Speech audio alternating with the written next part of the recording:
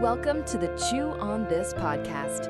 Join your host, Dr. Katie Chew, and her guests as they chew on what matters, one story at a time. Well, hello. Welcome back to another episode of Chew on This podcast. And I'm your host, Dr. Katie Chew. And today I have, well, what should I say? A very well-known and respected ophthalmologist in the San Gabriel Valley, Dr. Jiang. Nice to meet you today again. Yes, it's good to see you, Yes. Katie. Thank you for having me today. This Yes. is a really long time in the making, and Oh, I know. we've known each other a long time, but Yeah. finally got some time to go face to face. And Yeah. thanks for inviting me. Yeah. Well, before we start, I would love you to share a little bit with my followers about what you do and who you are in our community. Yeah, sure. No, definitely happy to, give a little background on myself. I am by training a retina specialist, so I'm an ophthalmologist, and we do some more extensive training in surgery and management of conditions in the back of the eye called the retina. And I am originally from Chicago, but I moved here right before the pandemic in 2019, and wanted to start my own practice in the San Gabriel Valley area to try to help serve the community in the San Gabriel Valley, which is a very immigrant heavy community. And I wanted to, explore the and be able to provide care to the community essentially. So, yeah, that's a little bit about my background. And So what what led you back to San Gabriel? Was it mainly because of the immigrant community that you feel drawn to in terms of serving? Because that's my reason for staying in the San Gabriel Valley.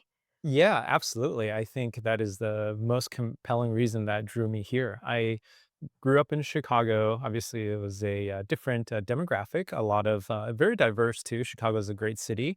I think, California, the only time I spent in California was during college, which was at UCLA. And during that time, I would remember driving over to the 66. It was a wonderland of Asian food Yeah, and, boba, hot pot, whatever you want to, get in definitely. terms of the Asian flavor. And so I knew about it back in college, but after I, Was this for undergrad? yeah, You were at UCLA? correct. Oh, okay. Yeah, this I was, don't know if you knew this, but I went to UCLA for undergrad oh, as well. fellow brewing. Yeah, Yes, I was yes. psychobiology Okay, yeah. major, so I was just bio, the most simple, plain way. nothing is just. I Yeah. realize that. We got to remove the just. It was biology. Yes, yes. So you could make it, yeah, like into many paths, and Mhm. medicine was just one of them. And yeah, so I came back to LA, Nice. and the immigrant community, the languages, and trying to provide good care and provide great customer service to patients that otherwise have very, somewhat wide ranging healthcare literacy, so to speak. And so to help Oh that my gosh. You know what? I love how you're touching upon healthcare literacy because, I don't know if you know this, but I do speak on behalf of like a manufacturer that do dinner presentations with a lot of colleagues right across the nation. And that is one of the things that I always want to spread is this literacy that a lot of patients we can't make assumptions that they know or they understand the healthcare system.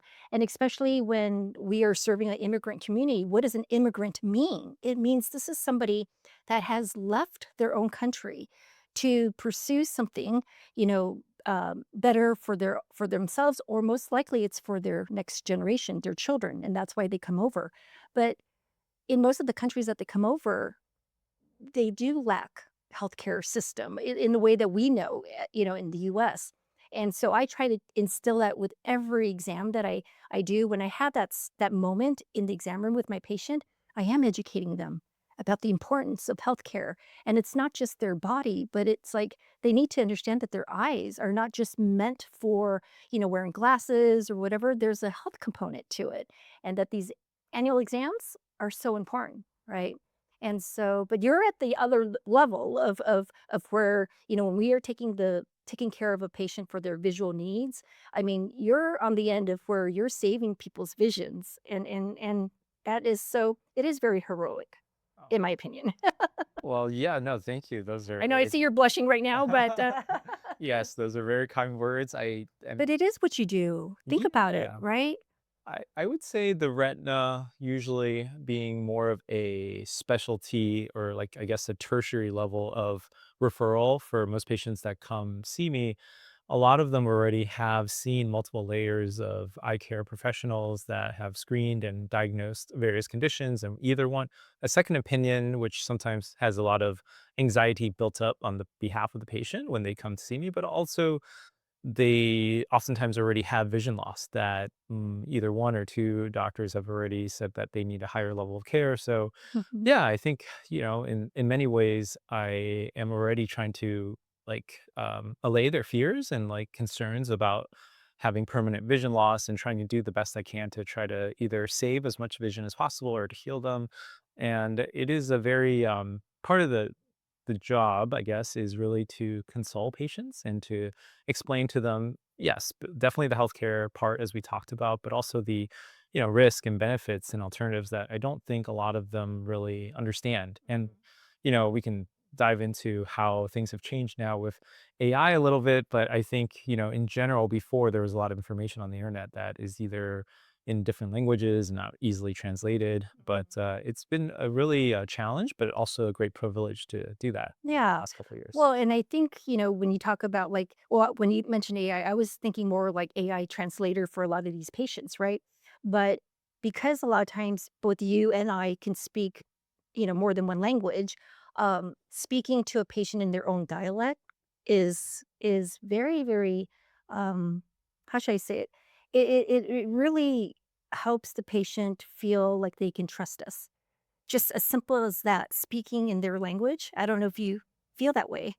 Yeah, absolutely. I personally speak Mandarin, a little bit of Cantonese, Spanish, Mhm, fairly with confidence, mhm, and I would definitely say a lot of patients are drawn to a doctor or a provider who can help translate things, and yeah, build that kind of trust because of a similar culture, mhm, language as well, mhm, and just some of the body language, that mhm, patients really pick up on in terms of like how things are explained to them. mhm. And it really does, convey a lot of confidence in the patient if you're able to explain to things into their terms because a lot of times it's really the specific eye terms that they really don't know. And the part of going to the physician in my opinion is really the education component, Yeah, and being able to educate a patient is they obviously see you as their doctor but also mhm. as a teacher and Yeah, maybe a friend, in some yeah. ways. Oh, So oh, yeah. yeah. I have developed quite a bit of, friendships, Right. over my, long years of caring for individuals and families and all that. I just thought of something. I used to think that being in optometry we are very fortunate because we have that time in the exam room to build a relationship with them. And it's not just a one time visit, it's annual and over, uh, um, during the years of their life that we keep seeing them. I just realized with the retina specialists, you see your patients quite often, right? And so you're Yes. building a very strong connection with them. And sometimes the pathology or whatever you're helping them with, there's a genetic component, right? So you're gonna end up seeing some of their family members, right?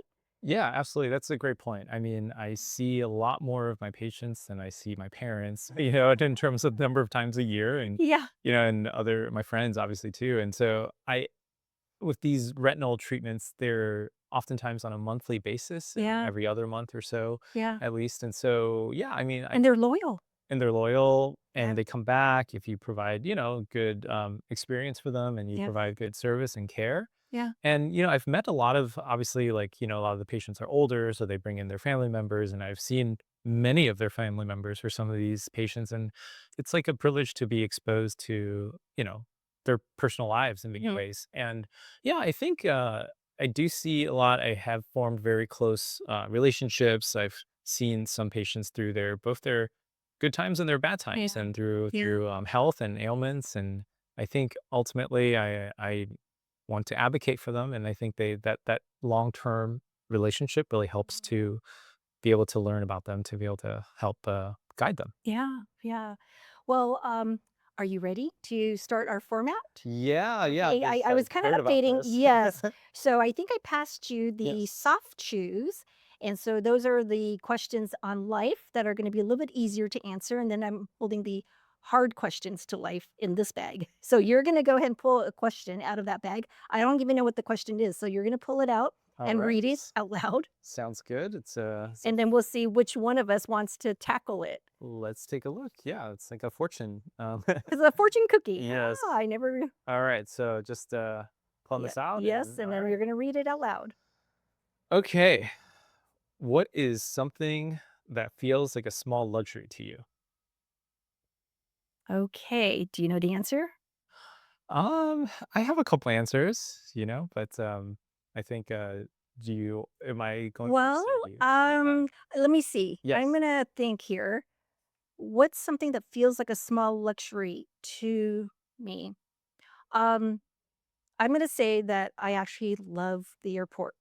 I love the airport. The airport. And I do travel a lot for business, but at the same time, I love being at the airport. So if there is a delay in any sort, I am okay with it. I don't get, I don't start unraveling because of this delay or whatever. I just think, wow, I get to spend more time at the airport. And how does this tie into luxury? It's because I don't take it for granted that the airport for me to fly on an airplane, that is a luxury. That is a luxury, but we take it for granted because think of so many people in the world that don't even get to visit a family member or somebody that they're very close with because they're too far away to drive to, and so the only way is to fly. But it's not, how should I say it? It's not available Mm. to everyone, and so that's why to me, being at the airport, I understand that it is a privilege. It is a privilege to be able to fly. Yes, definitely. Yeah, It's yeah. a experience that not everyone has. No. Can connect you to. It's a very powerful mode of transportation that Yeah, yeah helps you connect with lots of people. So like, yeah. that's great. Yeah. Okay, how are you gonna answer this? Oh well, I mean, I think a small luxury, and this could be small or large. I think as I've gotten older and I've gotten sometimes Seasoned. You become more seasoned. seasoned, and yeah, just well, more experiences and more connections in life, and more work, I guess, in terms of yeah, just administrative patient care. I really think that more and more, I feel that free time has Mm, become really something that is so cherished for me and a small luxury whenever I have a moment to just, really disconnect from the grid, from cell phones, from computer and emails and all these other methods of communication that really, draw your attention in. And sometimes I think for just a good work-life balance and mhm. a ability to kind of clear your mind to think and kind of to plan Yeah, for things instead of just reacting. This time to really have free in your mind and is you know and to be reflective, and be right? reflective. Yeah, I think Yeah, that's a really powerful and a very luxury item. I feel that it is. that Time is a luxury item. very scarce. Yeah. Yeah, So very scarce, and we have to really take advantage of when we do have that time to make sure that we do the things that are meaningful right. to us or for us, right? Exactly. Okay, I think that was an easy question for me at Yes. least. Okay, let's tackle a harder one. What's something that once mattered deeply but no longer does? Ooh, What's something that once mattered deeply but no longer does? that's a tough question. A very hard chew in many ways. Okay, Yes. I'm trying to figure this out here. Um, okay, I'm going to tackle this one. I Okay. think something that once mattered. I think in the past, I mean, I have multiple answers for this one, but the top one will be that feeling like I have to have a friendship with every single person that I meet in my life. And I have since learned that I it's hard to maintain that many friendships. And so I have decided that um, that if the friendship is not reciprocated in the same type of energy, it should if we pour one energy into the relationship, you would hope that it would be reciprocated in terms of the energy, right? Not talking about like tit for tat, but more like just being able to support each other and without having one person in that relationship draining Mm. you, right? So I've learned now to hold the ones that are meaningful closer to me, and I've learned to let go of the ones that haven't, um, I don't know how to describe it, but it hasn't reciprocated in the manner that I feel um, needs to be there. So Yeah, yeah, absolutely. It's definitely a personal sometimes people take it personally, and I think it's good yeah, to, yeah, yeah. let it go. So, Hmm. all right, this is actually, yeah, a tough question. What's something that once mattered deeply but no longer does?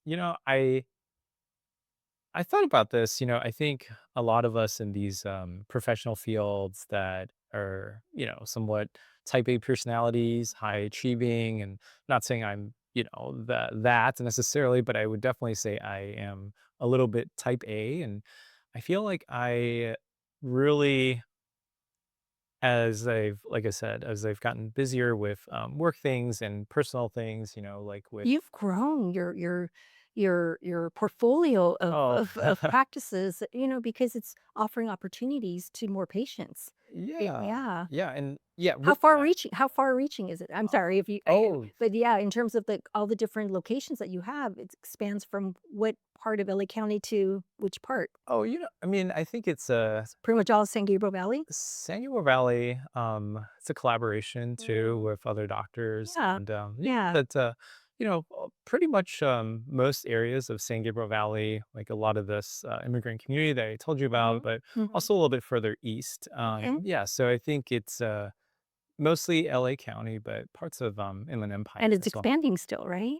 Yeah, with Yeah, that's it's a great. group effort, but yes, I think it's Yes. definitely something hope to build on and Yeah. provide a better model, hopefully, for Yeah. patient care. So, Yeah. but yeah, with that, I think there's a lot of administrative work, right? Yes. And the administrative work is always going to be there. It's always Mhm. something that's in the back of your mind. It's always something that these thoughts of tasks that are unending and always of, in your mind of utmost importance and priority that really sometimes even keep you up at night. And I Mm. think that the desire to complete everything on one day and get everything done right away is something that I really you know, wanted to make sure is completed, on any sort of free time that I had. But I think now the realization that not everything can be done in one day, and Mm. some things take a group effort, take a redesign of a system, take some time to, find the best solution. Mhm. Ultimately, I think that's a better way forward, and both in terms of like personal, like time and, mental health and things like that to really be able to uh, concentrate all your efforts into solving a problem effectively as opposed to just doing grunt, like blunt or like, I guess, brute force, right? I should say. Mm. So Mhm. just try to get every single task off a checklist done, right? Yeah. So that is something I've had to really rethink a little bit in terms of how to solve problems and how to design better systems that would otherwise, if not got Increase efficiency and yeah, and all that, exactly, right? because you don't want to be staying up all night to try to get these things done, and that's So what I kinda took away from what you were saying is that, like, I was trying to, apply it to my own life, right? As you were talking about systems and I think type A personalities, we tend to wanna take everything on our own, right? But once we start realizing that, hey, there's a village that is supporting us, right? It is okay to whether to delegate or to ask, for help. That's why it does help us in terms of being able to alleviate some of the stress that we get or the anxiety where we can't sleep at night, because we're taking it all on our own. And I think it's good that we're practicing how to lean on others, right? To get the work done, it'll get done, but it's hard to do it all on our own. Right, right, exactly. To have trust in others and Yeah. to allow everyone to pitch in Yeah. is a great, powerful tool to really, Yeah. build out a mutual vision, I think Yeah. so. Well, and plus, I think the people that you ask for help, a lot of times I think they feel honored to be, part of the collaboration or whatever it is that, you're bringing that person on to help you get things checked off. All right. Absolutely. So, So, all right, what was that? That was a hard question. yes, You go pull a okay. soft. I'm gonna put Okay, these okay. down. It's like, Get a soft one here. Let me pull one of these. Okay, I have found this one. Okay. you did give me an idea about a fortune cookie. Maybe we might Oh, buy some yes. printed in fortune cookies. That's Right. It right. can be quite messy. That's Every time right. I What crack is it your open. fortune? All right. What's a random moment in your life that still makes you smile when you think about it? Hmm. Random moment. Huh. This should be a hard question, I think. I know. I know.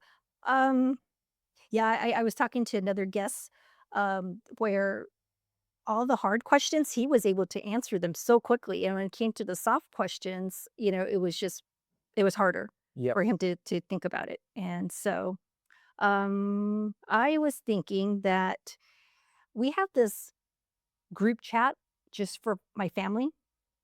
And my dad's on it, my aunts are on it. They're all like in their 70s and 80s, years of age.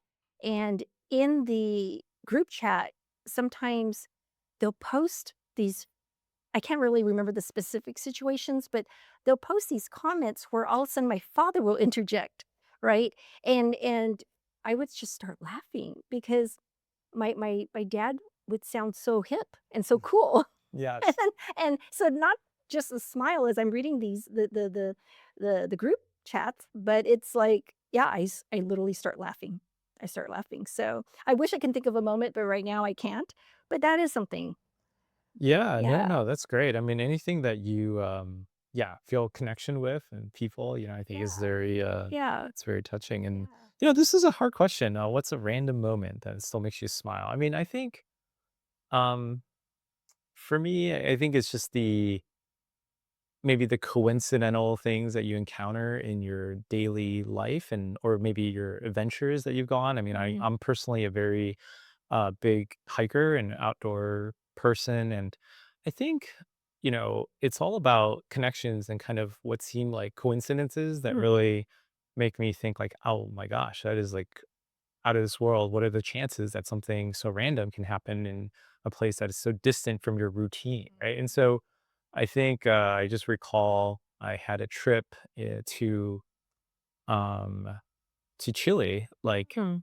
a couple years ago where was doing the W for in Patagonia, the Torres del Paine National Park down there, and very far, like maybe I forget, maybe a 16-hour flight or something to get down all the Mhm. way, and some other To busy Chile. rides. Yeah, to the southern tip of Chile, like Mm. probably fairly as close as you can get to land by land to Antarctica. So, Okay. but there's a beautiful national park down there. It's very remote, and I think on that trip, I met, quite a few people that really just had some life changing kind of stories that they shared with me about like how well, one was actually a physician and they were there to do some sort of volunteer trip, but then it was just their life dream to go hike that like trail.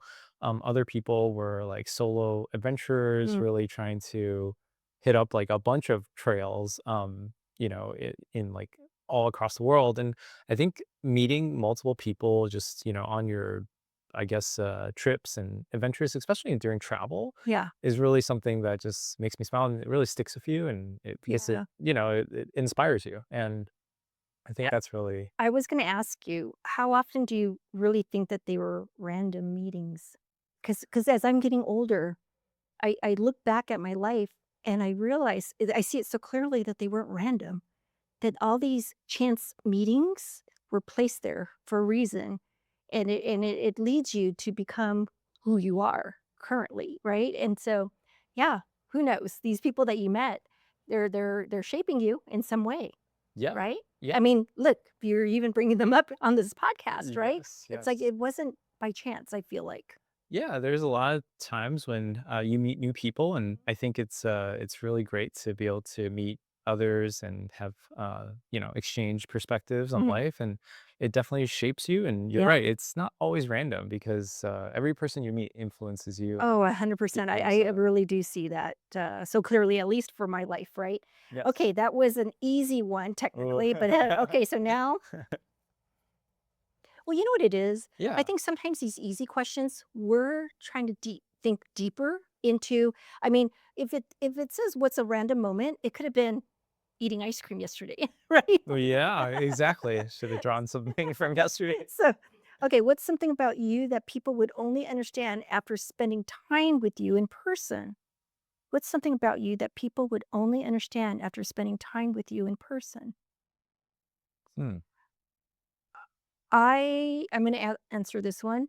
When people meet me in person, they're going to learn or understand that I'm no different than how they first heard about me, if that makes sense. Mhm. I think I'm very consistent in terms of who I am. And so, yeah, I think that people will, oh, she's the same person that I thought she would be. I don't think I ever surprise people. I mean, in a bad way. Right. Right. Right. No, So, that's yeah. good. That's good. I mean, I think this is a question. Well, so what's something, yeah, people would only understand after spending time with you in person? I think there's some things that actually you can only learn about someone, right, after you meet them. And I think, it's really more about like the trust and the loyalty. I think those aspects. And I mean, I personally feel I'm a very dependable and loyal person that, um, especially to my friends and Mm, colleagues. And mhm. I think that it's really something that you wouldn't be able to just gauge based on surface, and it's something that you have to develop with time. Yeah. Right? So I mean, I'm going to say that for me meeting you, right? What did I take away learning? So for example, I think when you first met me, it was many years ago. And I think it was when you were first settling out here in San Gabriel Valley, right. right? And I don't even know how many years ago was that, but that was a brief meeting, right? And then recently we had another meeting, and I learned to understand that you are you are a deep thinker, but you're able to share it. A lot of people that are deep thinkers oftentimes have trouble verbalizing it or sharing, right? But I think, yeah, you're very easy to relate to because you are able to share, all those deep thoughts that you have, right? So that's what I learned. Yeah, no, thank you. I Yeah. guess I am introspective, but I love thinking. Expressing it, yeah, Yeah, you're thinking able to about. express it, which is And great. well, yeah, no, in the same token, I think you're, ever since I've met you, Yeah. you've been so personable, so kind, and and I think I think you're, yeah, just something I didn't realize is that your kindness really allows these connections to form and build. And I think Mhm. that's really, yeah, something I really admire about you. Yeah. So Yeah. it's been good. I think I'm okay to share just because you brought it up right now. But I'm gonna have a luncheon right at my Hmm. at my home, and thank you for saying yes and Yes. coming to my luncheon. And I think that has always been part of my personality is I love connecting people, not only to me but to each other, right? And this luncheon, I mean, we're going to have a lot of colleagues Yes. there, right, in ophthalmology and optometry. And that's just who I am, I think, in terms of like always wanting to provide opportunities outside of what we normally do to be able to, just hang out. Yeah. Yeah. Is No. that Absolutely. important to hang out sometimes? Absolutely. To know people on a personal level, or, Yeah, not all about work. So yeah, that's great. And yeah. I'm looking forward to the I am luncheon. too. I Yeah. am I am too. Okay, that was a hard, okay, you Yes. go ahead and Yes. pull one more Okay. soft one, One more soft one. and then Yes. after that, we'll finish up with a hard question, and then I think we'll be done. Oh my gosh. If this There's one This more one's left. gonna be, let's see, it's gonna Let's see be, what that one is. Sometimes you oh, get, oh, there's yes. more than one. Okay, Okay. let's Let's choose. randomly pick one. Yes, let's do this one. Okay, I did not look at it. Okay, what's your favorite season and why does it resonate with you? um, I think for me, it's spring. Hmm. And for what most people think of in terms of spring, it's like a revival, coming from winter and hibernation, just seeing life bloom. Um, it's that's one aspect of it. But I think springtime also is a time where I tend to be more reflective. Like sometimes people think of winter as being times where people will start to be reflecting because there's going to be a new year coming ahead. But I really do time my reflections, and a lot of the things that I've seen where there were big changes in my life happens during the springtime. And yeah, I mean, decisions like, moving my home from one place to another, that had happened in April. And my very, when I got married, with my children's father, that was also around that time in May. I just seem to like time these big life events around that time. And so, yeah. How about you? Yeah, no, spring's a great season. I think in Chicago, I'm used to the four seasons. I Yes. think in LA, it's limited to just the wet and the dry. Yeah. But I think, in general, I love summer. I think summer is a time when you just feel alive. You feel it's warm. You can go out during the day and night. It's you don't have to get a jacket. Although LA is pretty nice in that way that it's not very cold at any time of year. But summer is still nice because the day light is also the longest period of Yeah. the day. And I just think a lot of people feel like a actual summer energy where people want to go on trips. They are often off of, work or, well, some people and school previously. And, Yeah. or for those of the friends that have kids, their kids are off. And I think it's just a very good time to connect and, Mhm. have social gatherings and Mhm. really to try to, yeah, build upon like your personal goals and like, hobbies and, Yeah. travels. And Yeah. it's a good time. So I have a personal question to ask in terms of like your hiking, right? Yes. Which season do you love to hike? Because I can't imagine hiking in California Right. in September. You know what I'm Right. saying? It's just unbearable, at least for me. But are you able to still like get through all that Yeah. with the heat and all that? Actually, for California, depends on where you go hiking. But yes, in Southern California, the hiking is really difficult in the summer. But Yeah. if you go to the Eastern Sierras, I mean, Oh sometimes yeah. the snow melt is not even complete or hasn't really exposed a lot of the trails until about like end of June, early July. So I Mhm. think it is actually a pretty good time to go hiking in the higher altitude areas in California and other places. Yeah. Well, with you saying that, I did a hiking trail out in Bryce Canyon. Oh, yes. That Have you is, been there? I have, yes. Yeah, and it was during that time where there was still very little snow, but Mhm. enough to still, like, in terms of when the sun comes out and it's just glistening, it's so beautiful. Yeah, Yeah, the yeah. rice is beautiful, the hoodoos and Oh, with the hoodoos, yes, yeah, it's yes. it's such a unique part of the That country. was one of the things, and I don't know, I remember standing at the edge of the canyon and just looking down at all those hoodoos, right? And that was the one moment where I thought, this had to be God. I mean, like, who else could have created all this? It was Right, just so beautiful. right, Yeah. very, And for my surreal. followers, this is Bryce Canyon in Utah. Yes, yes, In Utah, it's yes. beautiful. Yeah, It's beautiful. very unique, so no, that's All cool. right, I am pulling the last question, Okay. and then when have you bet on yourself before you felt ready, and what happened? Wait, I don't even understand this question. When have you bet on yourself before you felt ready, and what happened? Do you want me to go first? Sure, if you have the answer. I still need to know on this Yeah, I on this mean, hard shoe.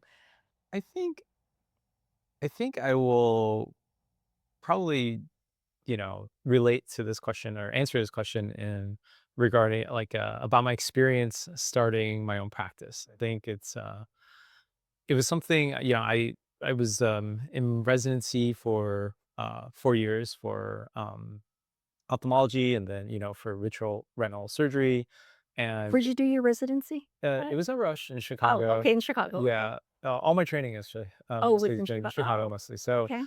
I think coming out here to Los Angeles, not having any professional connections, and in an area landscape or medical practice landscape that I was very unfamiliar with, just the desire to, I guess, work in a very immigrant heavy community to help provide that care that I was talking about earlier.